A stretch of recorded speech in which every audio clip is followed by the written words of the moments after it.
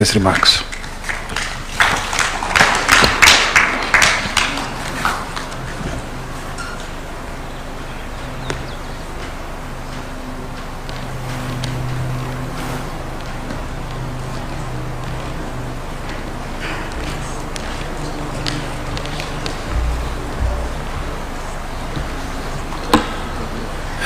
Your Excellency, the President of the Republic of Kenya, William Samoei Ruto, the Deputy President, Honorable Kithure Kindiki, and all protocols observed. First of all, Your Excellency, I would like to say that I was not properly prepared for this occasion. This is because I don't know why I was not properly invited to the occasion, but I don't want to complain. I think it is because my brother is not there. If he was there, I'm very sure he would have been the first to be invited to this occasion, because he held the human rights very dearly to his heart, and he fought for it. He fought for it. The most half of his life was dedicated to fighting for human rights and liberation of our country. And I am from a family of Jaramogi Oginga Odinga, the first Vice President of Kenya, who also fought for the independence of this country and kept on, though he became Vice President, but only for a very short stint. He enjoyed that, but he then went into the opposition. I came from abroad and found him already deeply in the opposition. And from that time, that was in the early 70s. From 1970. I've lived the life of demonstration. Junet says he started in 2002. We started from 1970. So the struggle has been long. It has taken very many years for Kenyans to change constitution. And now we have a new constitution, which is a very, very progressive constitution. It is the most progressive constitution, I think, in the Eastern and Western Africa. And this constitution gives provision, specific provision for human rights. And I'm very, very happy that the President, His Excellency, the President and my brother were working very closely on the issues of human rights.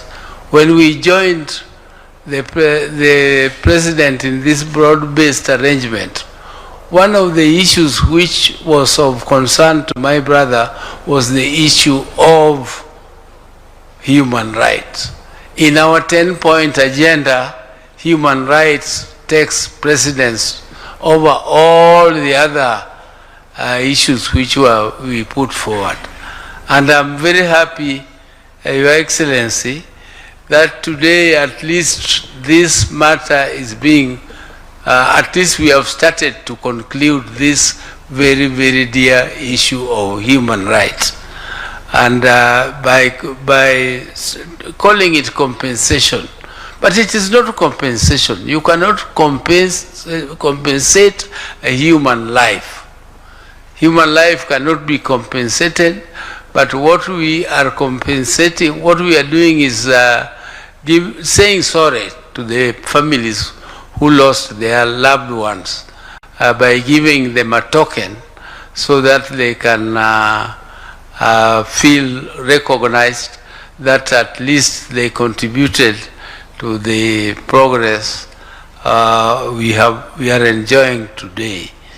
And therefore, Your Excellency, the process which is being concluded today I'm very sure you are fully aware that this was initiated by you and my late brother, and I was there.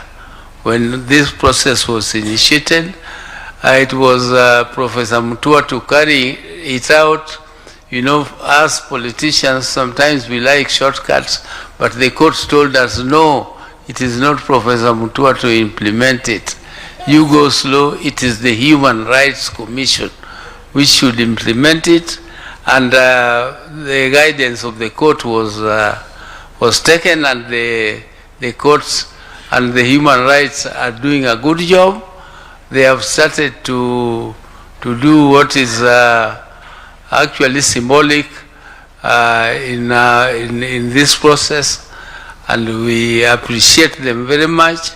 I did not listen to their report fully, so I cannot comment on what they said, but Your Excellency, I appreciate the process itself, and I hope very soon they will start to touch the soul of those who are to be compensated, those who are to be not compensated, those who are to be recognized and given some token.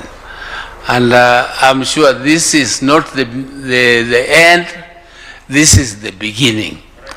And we hope that our country will never, going forward, will not have human rights violations at all.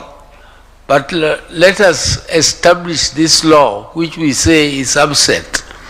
Personally, I thought something had been done in Parliament to establish this law or to operationalize the Human Rights Act, but I mean provision in the Constitution. But I don't know, we have been with you for a long time in this bunge. But somewhere in the corner of my thoughts, I thought that such a law had been created, and I remember that you had to give some notice to police 5 days before. Just notice, not apply for permit. You give them notice and they provide you with security, and you state exactly from where you want to demonstrate up to where, from what time to what time, so that security can be provided for you to do demonstrations. I thought there was something like that, but if it is not there, then let us expeditiously establish one, so that we can have a law which guides demonstrations, so that Kenyans can demonstrate peacefully without being disturbed, and being protected by their own police, because they are the ones who pay the police. Let Kenyans pay the police who protect them, not the police who kill them. Because if you use a bullet, that bullet is bought by the Mwananchi you are killing. So we should not allow that situation where our own bullets are used to fight, to kill our people. And let Kenyans know that when you go to demonstrate peacefully, you don't carry a machete, you don't carry a stone, and you don't carry any weapon at all. You just go to demonstrate. And if you see anybody carrying a knife or carrying a stone, you know that that is a goon. And those goons are not few. There are very many. Almost every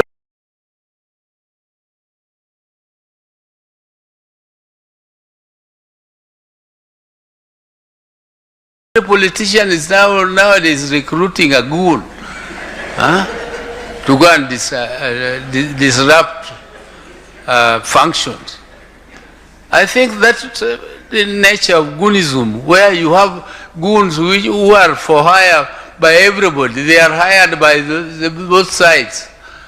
This one hires them today, tomorrow you go and hire them and you pay them and they come, and that's nature of goonism.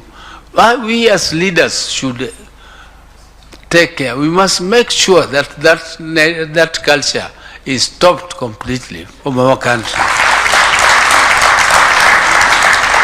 This culture of goonism must go. Let us let our wananchi who are aggrieved go to the streets, demonstrate and follow the law, but not carry any weapons. Thank you very much, Your Excellency.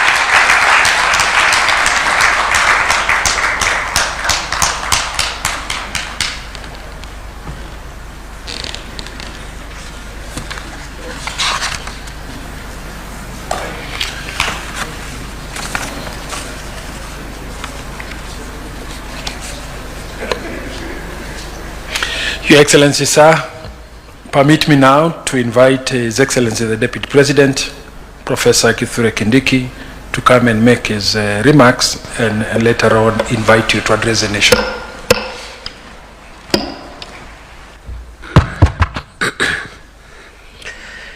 Your Excellency William Ruto, President of the Republic and Commander-in-Chief of the Defense Forces.